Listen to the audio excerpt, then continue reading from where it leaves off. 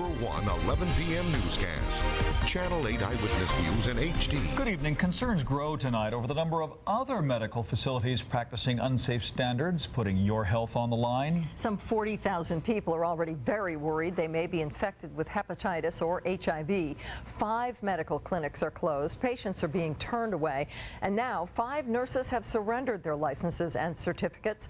Doctors have been asked to do the same. But new concerns have surfaced that this dangerous practice of reusing vials and syringes may be more widespread than we knew. Health inspectors say possibly dozens of clinics are reusing medicine and equipment.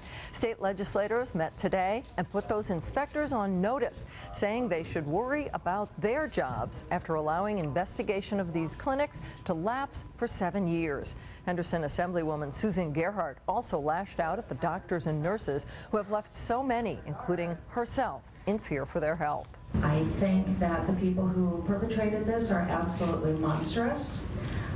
They cannot claim that they did not know the consequences of their actions. And I guess I think it's absolutely heinous that we have put the public in this position. People at the State Health Division's Bureau of Licensure and Certification say there's no law regulating the frequency of clinic inspections. Their own policy is to do a full inspection every 3 years, but limited staffing and resources pushed back those inspections. Tonight, the city of North Las Vegas lifted a cease and desist order on the Lake Mead Gastroenterology Center, saying it can continue now to see patients. Thousands of people have spent the last week worried that they may have been exposed to a deadly virus and then may have exposed their own loved ones.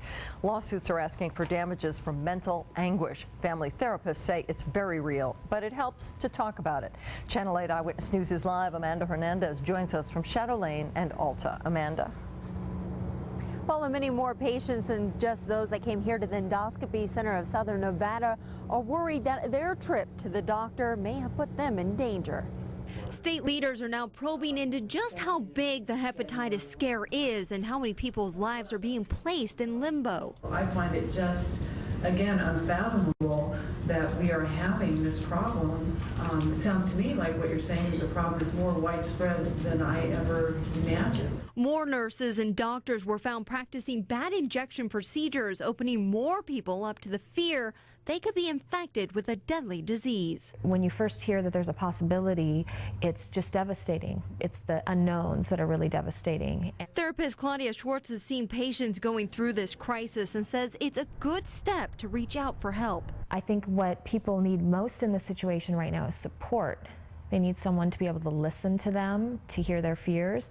They need to be able to voice what those fears are. She says patients waiting for their test results can become paralyzed with fear, leading to extreme anxiety and depression, especially if they fear for their partner and their family as well. Even though no one should feel guilty about that, it's not something that anyone did, but still, those feelings come up. That anxiety can be extreme. She worries that this is just the beginning, and for those learning they are infected, it will be a tough road. If people are diagnosed with some of these things, like hepatitis, for instance, I definitely think the fallout will be huge, because you will see depression, you will see anxiety, clinical depression.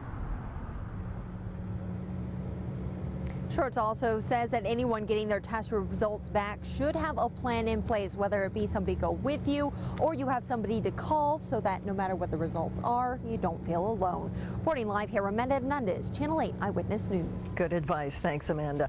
Mayor Oscar Goodman is calling on the medical community to step up and reassure the public. There has to be a real effort on the part of the medical profession and the nursing profession and those who are responsible for public health to restore the public's confidence. We have many people who are frightened, who are concerned and angry. Goodman will meet with the regional director of the U.S. Department of Health and Human Services to come up with a plan to ease fears so people are not afraid to get the treatment they need.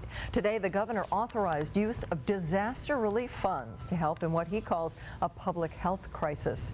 Health officials and legal experts will talk with possible victims this Saturday at 11 a.m. in the Arizona room of the Gold Coast Casino. And to stay up to date on the latest developments in this investigation, go to our website, lasvegasnow.com.